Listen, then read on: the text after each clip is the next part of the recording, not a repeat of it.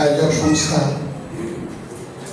এবং এখানে উপস্থিত মল্লিক ভক্ত, আমার সম্মানিত ভাই বোনেরা, আমি বক্তব্য খুব বেশি লম্বা করব না, খুবই সংক্ষিপ্ত বক্তব্য রাখবো।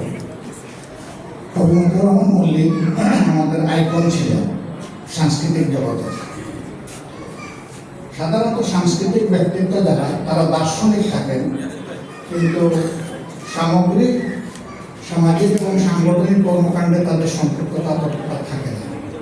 তিনি আলহামদুলিল্লাহ দুই দিকেই ধারালো তলোয়ার ছিলেন। এই দিক থেকে আমরা সবাই তার দ্বারা অনুপ্রাণিত এবং যুগ যুগ ধরে এই অনুপ্রাণার যে প্লাবন, এটা চলতে থাকবে ইনশাআল্লাহ। আমার শুধু অনুরোধ, আসুন আমি মল্লিক হই, আমরা সবাই মল্লিক হই। আসসালামু আলাইকুম।